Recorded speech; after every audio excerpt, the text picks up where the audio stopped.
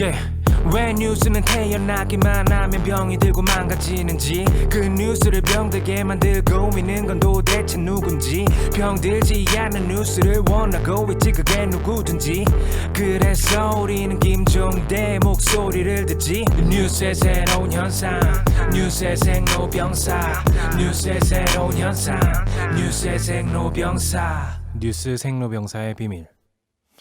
네, 방금 전문가 이야기도 들었습니다만은 여기도 탄핵이냐 징계냐 이 논의, 예, 한국 정치하고 일면 비슷한 점도 있네요. 네. 그러니까 트럼프가 뭐 이렇게 평화적으로 정권 이양하겠다고 했는데 예. 저는 뭐 탄핵을 당할 만큼의 어떤 여지는 이제 주기 싫은 마음인 것이고 내려가는 게 뭐 어렵지는 않을 거라고 봅니다. 근데 이제 유산을 남기고 싶은 거죠. 이 트럼피즘이라는 유산을 남기고 차기를 모색해 보는 뭐 그런 본인이 아니더라도 그런 뭐 전망이 아닐까 뭐 그런 생각입니다. 자, 제가 기가 막힌 것이 하 교수님 말씀 중에 탄핵했다가 트럼프 순교자 만들어주면 시위대 더 자극할 수 있다. 이 말이 충격적이에요.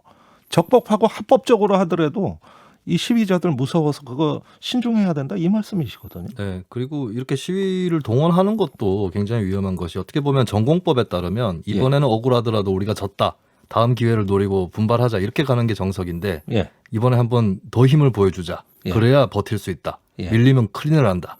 이런 정치 문화가 자리 잡고 있는 게 아닌지 굉장히 우려가 됩니다. 아이고, 한국의 정치가 미국 좀 앞으로 닮는 그런 일이 없었으면 좋겠습니다. 네. 오히려 한국 정치가 더 그나마 좋아 보입니다.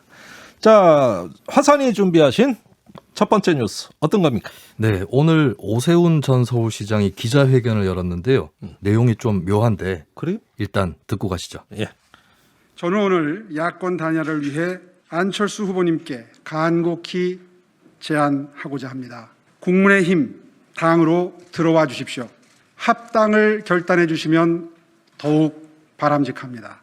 입당이나 합당이 이루어지지 않는다면 저는 출마의 길을 택할 수밖에 없습니다.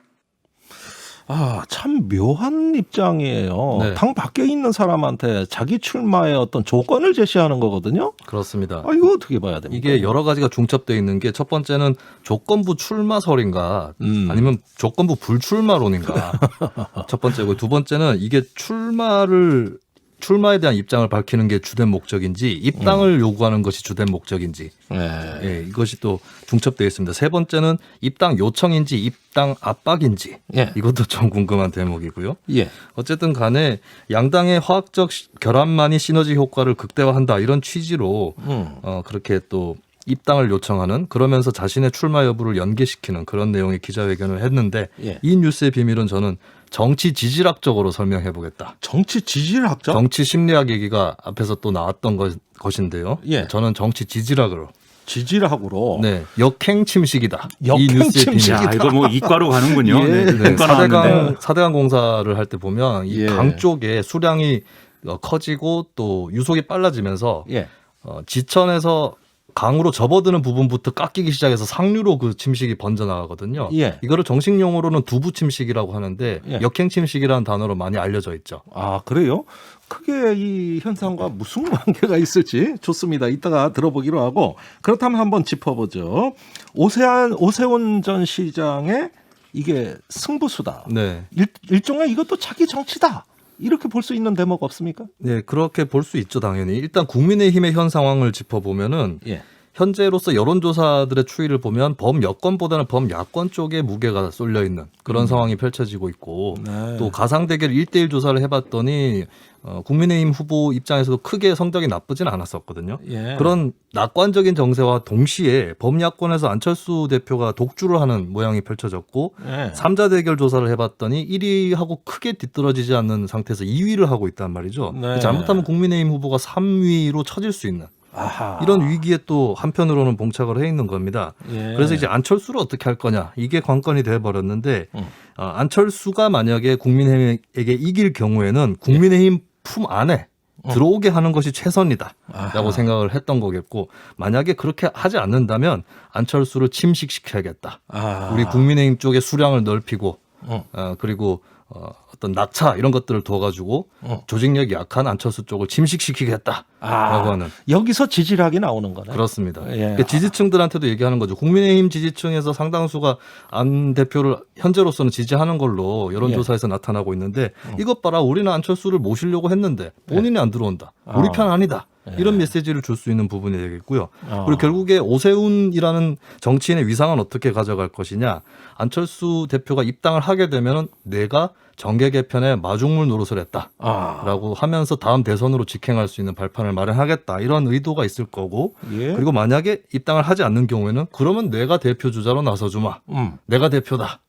안철수를 이길 자 누굽니까? 그걸 이제 오세훈 전 시장이 한 것이죠. 근데 이 오세훈 개인의 이제 포인트를 맞춰서 이 상황을 다시 이제 설명을 하면 오세훈 전 시장 입장에서는 이 대선으로 직행할 수 있는 징검다리를 만드는 게 최선인 것이고 그 다음에 두 번째가 그 다음 순위가 서울시장에 출마를 해서 서울시장 당선이 되는 것이 이제 그 다음 수순인 거죠. 세 번째 가장 안 좋은 상황이 서울시장 출마를 했는데 거기서 떨어진다. 뭐 이게 가장 안 좋은 상황인 건데 여기서 떨어진다의 의미라는 것은 범야권 경선에서 떨어진다는 의미도 있고 본선에서 떨어진다는 의미가 있고 여러 가지가 있는 거죠. 그래서 오세훈 전 시장 입장에서 가장 좋은 수는 대권으로 안철수 이 대표가 국민의힘 주자로 서울시장에 나가서 나는 서울시장에 안 나가는 상황이 되는 그게 이제 가장 좋은 것이고 내가 나가야 한다면 내가 국민의힘 후보로 조직력으로 안철수 대표를 누를 수가 있으면 본선에서 눌러버리거나 경선에서 눌러버릴 수가 있으면 그게 이제 다음으로 좋은 것이고 그렇기 때문에 오늘의 이제 이 선언은 그런 자기 정치에 대한 계산이 같이 반영되어 있는 걸로 봐야 되겠습니다. 예, 그런 계산 사실 일반인들이 수를 읽기는 어려워요. 이렇게 평론가들이 분석 안 해주면 번역가가 없으면 우리가 이해가 안 돼요. 근데 이 수는 굉장히 투명한 수인 것 같습니다. 그래서 지지락이 나온 거예요. 예. 자, 문제는 지금까지는 오세훈 전 시장 입장이었습니다만은 정작 당사자는 안철수 전 의원입니다. 네. 예, 국민의힘 대표죠. 국민의당 대표죠. 어떤 입장입니까? 고민 이해한다 만날 용의가 있다라고 긍정적으로 얘기를 하면서도 후보 단일화 방법에는 여러 가지가 있다. 여기는 결국에 굳이 입당 안 해도 후보 단일화 할 수 있는 거 아니냐라는 게 깔려 있고 실제로 입당에 부정적인 의견을 갖고 있는 것은 현재까지 좀 일관되게 나타나는 것 같습니다. 여기도 이제 선거 공학적 전략이 깔려 있는 건데요. 역시 공학에는 공학으로만 쓰는군요. 그렇습니다. 그래서 결국에 정치에도 지질학이라든지 정치 수학, 뭐 정치 물리학 이런 것들이 도입이 돼야 된다. 그 정치공학 너무 좋아하시는 분들은 또 성공 못 하더라고요. 제가 전형적인 문돌이인데 이과에 대한 좀 선망이 있어요. 아, 그래요? 네. 그 얘기는 나중에 듣기로 하고 어쨌든 안철수 입장. 안철수 대표는 중도나 합리적 진보라고 본인이 일컫는 그쪽까지 지지를 받아야 한다. 그런데 국민의힘에 들어가게 되면 그 지지를 많이 잃게 된다라고 하는 입장을 갖고 있습니다. 그게 또 범야권에도 도움이 안 된다라고 보고 있는 거고요. 여기에 국민의힘의 공천관리위원장을 맡게 된 정진석 의원이 반박을 했는데 중도층의 안철수 중심으로 결집한다는 건 엉터리다. 폭정 종식의 간절한 바람이 제1야당으로 기울고 있다. 라고 정반대로 또 해석을 했어요. 근데 현재 나타나는 거 보면 서울시장 여론조사도 그렇고 대선 여론조사에 윤석열 총장에 대한 지지가 나타나는 부분 이런 것들이 국민의힘 후보가 아닌 그쪽 당원이 아닌 사람에게 지지가 쏠리는 것도 현실이라는 거고 거꾸로 국민의힘 지지층이 어떤 자당의 어떤 후보라든지 이쪽으로 밀어주는 것보다는 정권 교체를 할 수 있다면 누구라도 괜찮다. 중도 쪽도 괜찮다. 이렇게 쏠리고 있는 게 아닌가. 그렇게 볼 수 있는 것이죠. 그러니까 국민의힘 보면 항상 중도층하고 전통적 지지층 사이에서 진동을 한다 그럴까? 요동을 치는 항상 이게 그 당의 어떤 그 공학의 핵심인 그렇습니다. 것 같아요. 그게 바로 정치 물리학입니다. 진동 그렇습니까? 나왔습니다. 진동. 이야, 저도 한마디 했습니다. 한 건 했어요. 네. 자, 김종인 비상대책위원장과 안철수 대표가 어제 만났다고 알려졌습니다. 왜 만났을까요? 무슨 얘기했을까요? 묘한데요. 무슨 얘기했는지는 구체적으로 알려지진 않았는데 만나고 나서 김종인 위원장이 떨떠름한 반응이고 이게 왜 공개되었느냐라는 거에 대한 불쾌감 이런 것들을 표현을 했습니다. 그래요? 근데 여기에 대해서 언론 보도 굉장히 부정적이고 양측이 틀어진 거 아니냐 이렇게 나오고 있는데 저는 조금 다르게 보는 게 요청이 오면 또 만날 수 있겠지만 오지 않을 걸로 본다. 그러니까 내가 만나진 않겠다라고 김종인 위원장이 얘기한 게 아니고 안 대표가 나를 안 만날 것 같은데라고 얘기를 한 건데 사실 이 뉴스에 또 하나의 비밀이 있습니다. 뭡니까? 지금까지 펴왔던 전략을 보면 안철수 대표와 김종인 위원장의 전략이 묘하게 일치됩니다. 어떤 점에서요? 안철수 대표는 국민의힘에 들어가지 않고 가겠다. 예. 김종인 위원장은 안철수를 굳이 우리가 받아야 될 이유가 없다. 아, 따로 가자. 일단은. 예. 예, 그러면서도 선거 막판에 단일화하는 것을 양쪽에서 암시를 하고 있거든요. 예. 그런 의미에서 김종인 위원장은 자강 노선을 밟고 있는 것이고 자강 노선. 어떻게 보면 국민의힘 내부에 예. 안철수에 대해서는 신경 끄고 가자라는 아하. 메시지를 전달했을 수도 있다. 이걸 통해서. 그러니까 이게 보여주는 게 사실 두 사람이 일치되는 부분과 일치되지 않는 부분이 있는데요. 예. 김종인 위원장은 결국 계속 워낙 이제 오래되신 분이니까 예. 옛날 사례를 자꾸 얘기합니다. 그래서 조순 서울시장 사례를 얘기하거든요. 그때 박찬종으로 만들겠다 안철수를. 네. 박찬종 무소속 후보가 나왔음에도 불구하고 조순이 당선된 그 사례를 만들겠다 이 주장하는 것이고 아하. 안철수 대표 쪽은 박원순 모델을 얘기하는 거지 않습니까 지금. 예. 그렇기 때문에 이게 결론의 그림은 다를 수가 있으나 그 과정까지 가는 것은 결국 이제 따로 나와서 뭔가 단일화하는 그림인 거거든요. 예. 여기까지는 일치하지만 그 결론의 상은 좀 다를 수 있는 이런 것까지는 얘기를 하고 있다. 이렇게 봐야겠죠. 기찻길이 평행선으로 만나진 않지만 언제까지나 같은 방향으로 동행을 하거든요. 생각이 다르면서도 같이 가는 이상한 모양도 우리가 상상해 볼 수 있겠습니다. 일명 기찻길 모델.